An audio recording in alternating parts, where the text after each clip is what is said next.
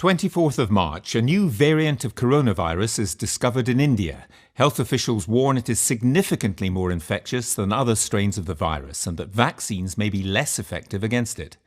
1st of April. The new variant is discovered in the UK for the first time.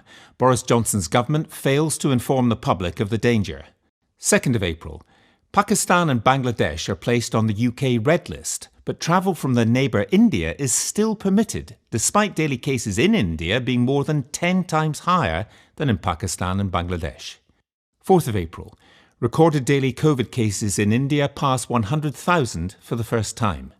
5th of April. We set out our roadmap and we're sticking in it. And I want to stress that we see nothing in the present data that makes us think that we will have to deviate. 7th of April. Of the people arriving in the UK from India in the past 2 weeks, 4.8% have tested positive for COVID-19. I don't think that anything I have seen leads me to suppose that we will have to change the roadmap or deviate. 8th of April. In New Zealand, where India was already on an effective red list, Prime Minister Jacinda Ardern announces we are temporarily suspending entry into New Zealand for travellers from India. 11th of April. COVID-19 is spreading faster in India than anywhere else in the world. 14th of April. Indian daily cases passed 200,000. The country is still not on the UK's red list. Nearly 1,000 people a day are arriving in the UK from India. 15th of April. Ministers finally reveal the new variant is present in the UK, 2 weeks after health officials first found it. But the government still won't make India a red list country. 16th of April. The government says Boris Johnson intends to visit India the following week to meet Prime Minister Narendra Modi and secure a post-Brexit trade agreement. The Sunday Times will later report tensions in Whitehall about whether Johnson delayed putting India on the red list because he didn't want to jeopardise the proposed trip. A senior Whitehall source will tell the newspaper, "It's very clear that we should have closed the border to India earlier and that Boris did not do so because he didn't want to offend Modi." 19th of April.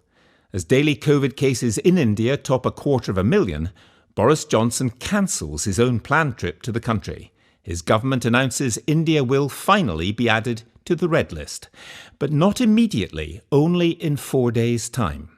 The delay causes a surge in interest from people determined to fly from India to the UK before the new rules come into force, with travel website Skyscanner recording a 250% increase in searches for flights. 20th of April. I see nothing in the data now that makes me think we are going to have to deviate in any way from the roadmap. 21st of April. India records a world record 314,000 COVID cases in 1 day. 23rd of April. India is finally added to the red list. 3 weeks have passed since the new variant was first identified in the UK, in which time 20,000 passengers have flown from India to British airports, while the number of local authorities reporting cases of the variant has risen from 2 to 128. The new variant is now circulating widely in Britain. The stable door is being shut weeks after the horse bolted.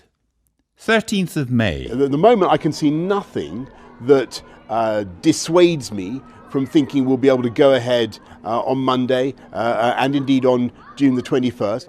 19th of May. 110 direct flights from India have landed at UK airport since India was added to the red list. It will be another 2 weeks before a specific terminal is set aside at Heathrow for arrivals from red list countries. In the meantime, arrivals from countries like India will continue to mix in queues with other passengers. 21st of May. Germany suspends travel from the UK because of concern at the high level of the new variant circulating in Britain. Still seeing nothing in the data that leads me to think that we're going to have to deviate. 27th of May. Health Secretary Matt Hancock says 3/4 of all new cases are now of this variant, with total case numbers at their highest for 6 weeks. 3rd of June. Health officials reveal that the Indian strain, now named the Delta variant, is dominant in the UK and probably results in a significantly higher risk of hospitalisation than the previously dominant Kent variant. 8th of June. Military personnel and rapid response teams are being called into parts of northern England in a bid to stem the accelerating spread of the new variant circulating in Britain. 14th of June. Once again, the Prime Minister's incompetence has resulted in a surge of infections, while undermining the carefully laid plans of thousands of businesses and continuing to disrupt the lives of millions across the country.